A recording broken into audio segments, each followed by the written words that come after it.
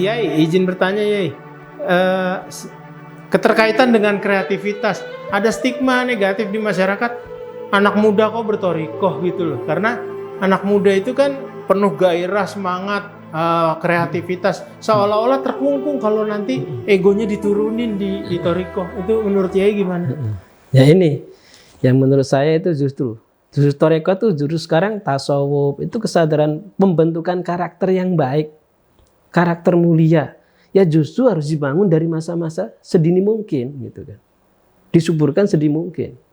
Ya, nah ini masalahnya, kenapa orang bertoreko tasawuf terbelakang akhirnya? Karena menganggapnya demikian. Jadi mau bertoreko harus sempurna dulu, ngajinya sempurna. Sekarang orang udah banyak yang malas ngaji, betul nggak? Untuk ngaji itu malas, apalagi sekarang cukup dengan internet selesai gitu kan. Lah gimana nanti coba.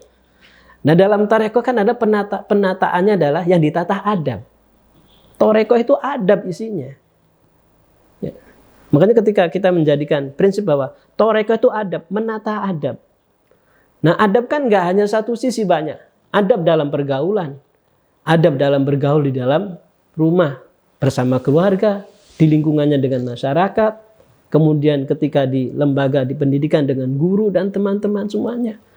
Nah, dalam komunitas-komunitas tertentu semuanya ada adab. Jadi bertoreko itu menata adab sebenarnya. Makanya ketika kita memposisikan toreko atau tasawuf seperti itu, ya kalau sekarang kenapa terjadi keimanan itu semakin terkikis, adab semakin hilang, nah itu akibatnya. Makanya menurut saya ini harusnya dari sedini mungkin kita mulai kenalkan, kita tumbuhkan itu kesadaran-kesadaran bertasawuf. Kan prinsipnya untuk menemukan kebersihan hati, kejernihan hati. Sehingga berpikir pun nanti tersoroti, tercahayai oleh hati yang jernih. Hati yang jernih itu apa isinya? Iman. Hati yang jernih itu isinya hati yang senantiasa bersama Allah. Sehingga cara berpikirnya untuk Allah. Nah ini, oke, secara psikologis orang itu, manusia itu lebih cenderung dengan apa?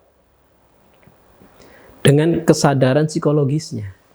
Dari mulai terlahir, usia bayi, usia kanak-kanak, usia remaja, coba yang dominan apa? Psikologisnya. Ego itu sebenarnya semakin kuat. Dari mulai dapat strata lulus TK, lulus SD, lulus SMP, ya kan? Itu ego yang kuat. Apa yang hilang? Ada yang hilang, yang tertutupi, terhijab. Itu spiritual. Nah, ketika sebelum dibatasi, dikuatkan dengan ego-ego yang demikian, tersolidifikasi oleh kerasnya itu ego sepertian, itu masih fitrah, masih suci, senantiasa hadir dengan spiritual rohaninya bersama Allah Subhanahu wa Ta'ala. Makanya ketika orang untuk menjaga kebersihan hati, ya selayaknya sedini mungkin. Nah, ini berpikirnya orang-orang yang istilahnya menjaga atau orang-orang yang berpikir sesaat. Artinya sesaat, kehidupan hanya dunia saja. Ya. Makanya akhirnya terbelakangkan itu. Makanya istilah-istilah dalam hal bertasawuf kan macam-macam itu. Sebenarnya pada prinsipnya bertoriko, bertasawuf itu adalah untuk menjaga kejernihan hati. Jernih dalam hati yang senantiasa berhadapan dengan spiritual, dengan iman kepada Allah Subhanahu wa Ta'ala. Disitulah nantinya kekuatan itu akan semakin kuat, mendominasi, sehingga akan bisa mencerahkan akal pikiran. Berbeda dengan hati yang lemah dari iman, nanti berpikirnya tidak tercerahkan oleh iman. Berpikirnya hanya ikuti dorongan hawa nafsu. Kepentingan hawa nafsu. Ini yang terjadi. Nah, tumbuhnya dan semakin kuatnya dominasi nafsu itu? Ya semenjak lahir secara biologis. Makanya kenapa ketika usia balik, usia dewasa, seorang mukmin, seorang muslim itu diperintahkan menjalankan ibadah. Dalam arti di sini harus mulai itu menjaga diri, bahwa diri itu tidak sendiri, bahwa dirinya itu harus kembali kepada asalnya, kepada Allah. Makanya ibadah dari mulai perintah sholat, perintah-perintah syariat kaitan kedewasaan. Akil dan balik itu mukallaf itu. Ketika berakal dan sudah balik, dia harus mulai menjaga. Artinya yang jaga apa? Perintah-perintah Allah tadi. Makanya bertorekoh itu menjaga ketakwaan, menjaga perintah-perintah Allah. Tujuannya apa? Biar seorang hamba tidak pernah terlemparkan jauh dari Allah sebagai Tuhannya. Artinya apa? Senantiasa hadir bersama Allah. Sholat 5 waktu. Ya kan? Itu fasilitas dari Allah Subhanahu wa taala untuk menjaga kesadaran dan kehadiran seorang hamba bersama Allah. Ya demikian. Makanya kembali pada yang tadi disampaikan dalam pertanyaannya, ya, kaitannya dalam usia untuk bertorekoh, bertasawuf. Ya saat ini harus digalakkan dari sedini mungkin. Sebab kalau enggak, terkikis oleh tradisi-tradisi, kebiasaan-kebiasaan yang buruk. Bisa jadi sekarang. Ya, yang dihembuskan oleh dajjal-dajjal dunia. Ya kan? Dihembuskan oleh setan-setan akan lebih kuat. Nah kalau prinsip torekohnya enggak, prinsip tasawufnya enggak ditanamkan, mereka akan tergerus dan tergerus. Imannya hanya ada pada konsep dalam pikiran, dalam perdebatan saja. Nah, orang bertasawuf, bertorekoh, bagaimana merealisasikan, merasakan iman itu, manisnya iman seperti apa. Itu dirasakan, bukan didefinisikan saja, bukan didiskusikan saja, bukan diperdebatkan saja, tapi dirasakan. Itu merealisasi.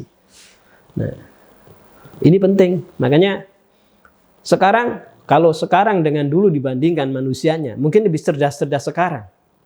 Justru kecerdasan ini jangan sampai kecerdasannya malah untuk hal-hal yang negatif yang menjauhkan diri dari Allah. Kesadarannya begitu. Justru harus lebih kuat lagi. Nah kalau hatinya nggak dibangun seperti tadi nanti. Berpikirnya kuat, tapi hati imannya lemah. Sehingga disangkanya iman itu ya ketika dipikirkan saja. Padahal iman itu dirasakan, direalisasikan. Sehingga pelaksanaan ibadah dari perintah-perintah wajib, perintah sunnah ada merupakan satu keniscayaan saja. Karena kesadaran bersama Allah sebagai Tuhannya. Kita nggak bisa lepas dari Allah sebagai Tuhan. Sebagai hamba tidak bisa terlepas daripada Sang Maula, Sang Tuhan. Tetap harus bersamanya. Itu. Sebab kalau nggak seperti itu nanti ya terlepas oleh nafsunya, oleh egonya yang dikendalikan oleh iblis dan seperti itu. Nah, terjauhlah di sana. Nanti dikit-dikit nyalain iblis lagi. Mudah-mudahan ya, kita bisa mulai membangun kesadaran. Bertorekoh itu adalah adab. Isinya adab. Dari adab kepada Allah, adab kepada Rasulullah, adab kepada para guru, para masyayikh, adab kepada orang tua, adab kepada sesama. Itu adab isinya. Adab di dalam pelaksanaan ibadahnya, adab di dalam pergaulannya. Itu adab.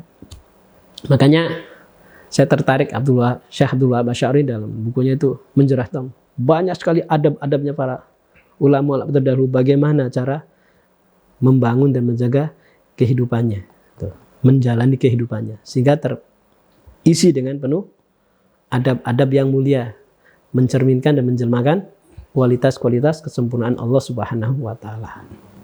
Rasulullah sallallahu alaihi wasallam sebagai sosok yang tampil di muka bumi ini adalah semuanya adab ajaran. Mungkin secara konsep nggak tertulis itu sebagai torekoh, tapi realitasnya itu torekoh. Kenapa? Rasul mengajarkan cara-cara beribadah, dan Rasul membimbing para sahabat. Para sahabatnya santri-santrinya Rasulullah. Rasulullah sebagai mursyidnya, syekhnya gitu. Coba realitas seperti itu kan? Makanya ketika dipertanyakan butuh atau enggak butuh, wajib atau enggak wajib, makanya itu merupakan satu keniscayaan. Bimbingan itu hadir dari Allah. Dan bimbingan akan hadir senantiasa ila yaumil qiyamah, sampai kembali kepada Allah. Karena prinsipnya hidayah, bimbingan datang dari Allah, jalannya dari Allah, tujuannya kepada Allah, berakhirnya kepada Allah. Nah ini harus kita bangun. Kapanpun, dimanapun, bimbingan itu hadir. Makanya bertoreko, bertasawuf itu menjaga kesadaran itu, ketakwaan yang benar-benar terbimbing dengan hidayah Allah Subhanahu wa Ta'ala. Entah nanti penjelmaannya, bimbingannya, munculnya dari Rasulullah, diwariskan ke pewarisnya itu. Sampai kita punya guru adalah pembimbing kita. Itu bertoreko. Jadi suatu keniscayaan. Cuma nanti metodenya beda-beda kan. Makanya muncul ada toreko-toreko yang ada Qadiriyah, ada Naqsabandiyah, ada Syadziliyah, ada Rifaiyah, macam-macam banyak. Nah, sebanyak apa? Ya sebanyaknya Nabi. Gitu kan? Nah, sebanyaknya Nabi. Nabi ada berapa? 124.000 kan? 124.000. Jadi cara itu ada 124.000 cara. Gitu. Jadi lebih banyak. Makanya bagaimana caranya kita terus untuk menumbuhkan ketakwaan kita, menjaga ketakwaan. Ya lo harus apa? Jaga itu cara-cara bertoreko. Karena isinya bimbingan. Insya Allah akan aman dari ketersesatan.